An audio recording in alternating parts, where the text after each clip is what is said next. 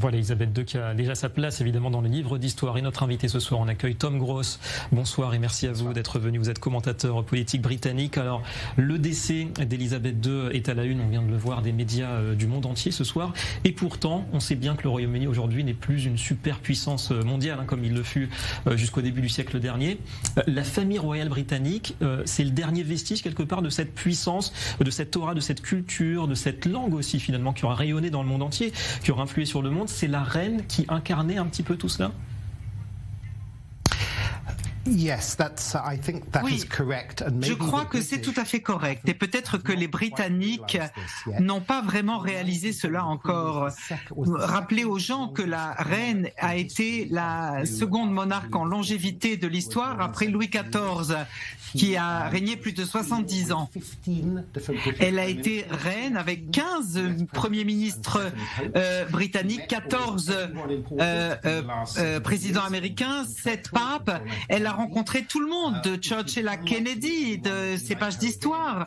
Et donc, personne ne pourra vivre cela. Le roi Charles III, son fils, a déjà plus de 70 ans, donc il ne va pas régner aussi longtemps, c'est sûr. Et puis, c'est une figure plus controversée. Oui, quand la reine est née, l'Angleterre était un empire. Il y a encore le Commonwealth, mais ça n'est plus un empire. Et on tient à souligner que la reine a été aussi le chef de 15 pays, y compris le Canada, pas seulement la Grande-Bretagne.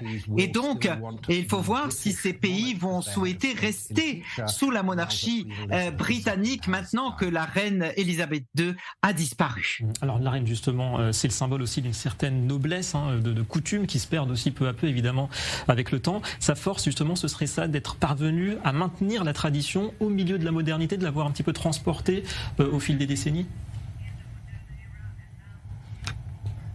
Oui, et vous savez, en fait, elle montre toute la période depuis la fin de la Seconde Guerre mondiale jusqu'à ce qu'on pourrait appeler l'âge technologique de l'Internet.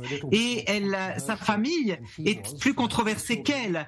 Elle a 4 enfants, 3 d'entre elles sont divorcées. Le prince Charles, le roi Charles maintenant, a été marié à la princesse Diane et ensuite en a divorcé de manière très controversée dans des circonstances difficile.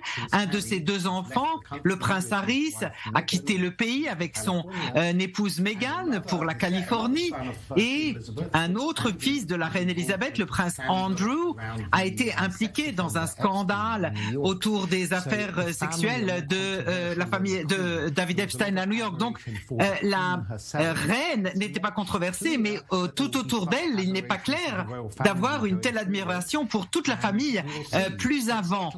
Il va falloir voir.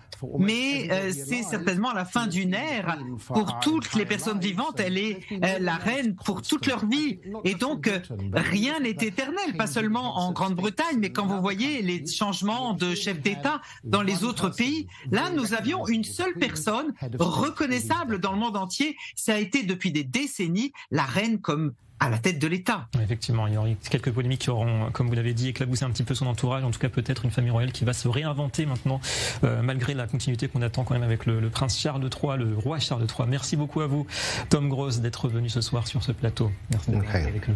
Plaisir.